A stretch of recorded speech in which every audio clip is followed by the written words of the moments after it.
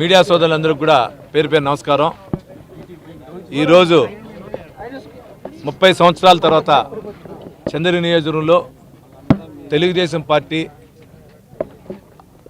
జెండా ఎగరేసిన దానికి ప్రతి ఒక్క చంద్రగిరి నియోజకవర్గ Telugu Desam party, Janasena party, BJP party, అదేవిధంగా నియోజకవర్గ ప్రజలందరూ కూడా పేరు పేరున శిరస్సు వహిస్తూ నమస్కరిస్తున్నా.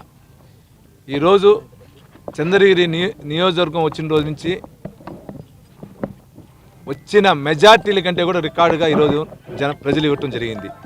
నా పైన ఇంకా బాధ్యతలు అనేది రావటం జరిగింది. దీనికి అవకాశం ఇచ్చినటువంటి మా పెద్దాయన గారికి, మా చిన్నాయన గారికి, మా పెద్దమ్మ గారికి ఎప్పుడు జీవితకాలం వాళ్ళ ఫ్యామిలీకి రుణపడి ఉంటాం మేమంతా కూడా.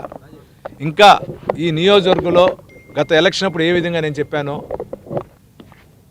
చంద్రగిరి నియోజకవర్గం అభివృద్ధి నా బాధ్యతని, చంద్రగిరి నియోజకవర్గంలో శాంతి భద్రతలు కానీ, చంద్రగిరి నియోజకవర్గంలో యువతకు ఉపాధి కానీ, చంద్రగిరి నియోజకవర్గంలో బిలో పావర్టీ లైన్కి హౌసింగ్ కానీ, చంద్రగిరి నియోజకవర్గంలో రైతులకు కానీ ఇవన్నీ చేసే బాధ్యతని చేసి చెప్పా. నాకు మాట ఇచ్చారు పెద్దాయన గారు కానీ, చిన్నాయన గారు కానీ. అదే మాట పైన నేను ఈ 5 సంవత్సరాలు కష్టపడి చంద్రగిరి నియోజకవర్గాన్ని జిల్లాలో కూడా ఒక మంచి నియోజకవర్గంగా తీసుకొని పోయేదానికి ముందుంటా. నాకు సహకరించినటువంటి మీడియా సోదరులకి, ఎలక్ట్రానిక్ మీడియాకి ప్రతి ఒక్కరికి పేరు పేరున ధన్యవాదాలు. కష్టకాలంలో ఉన్నప్పుడు నా వెన్నట్టు ఉన్నటువంటి మీడియా సోదరులు ముఖ్యంగా అందరికి కూడా పేరు పేరున కృతజ్ఞతలు తెలియజేసుకుంటున్నా. నేనైతే తెలిసి ఏ తప్పు చేయను, తెలియకుండా ఏదైనా జరిగితే మీరు నా దృష్టి తీసుకుని వస్తే ఆ జరిగిన దాన్ని కూడా నేను మార్చుకునేదాన్ని ముందుకెళ్తా. నాపై నమ్మకం ఇచ్చి ఈరోజు నన్ను ఎమ్మెల్యేగా చేసినటువంటి మా పెద్దాయన గారికి, చిన్నాయన గారికి, మా పెద్దమ్మ గారికి ఎప్పుడు కానీ రుణపడి ఉంటాం మా ఫ్యామిలీ అని కూడా మీ ద్వారా కూడా తెలియజేసుకుంటాం.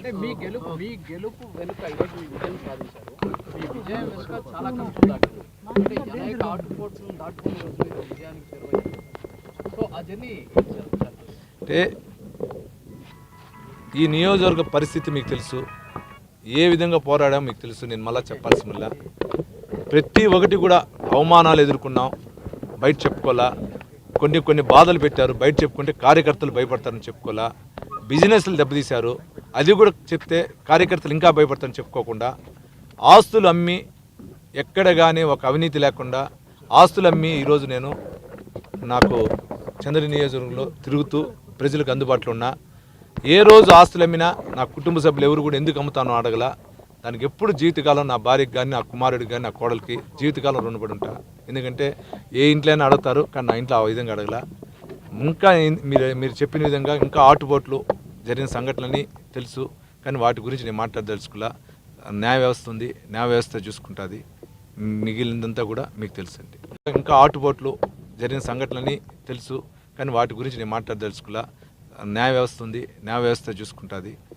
మిగిలినంతా కూడా మీకు తెలుసండి.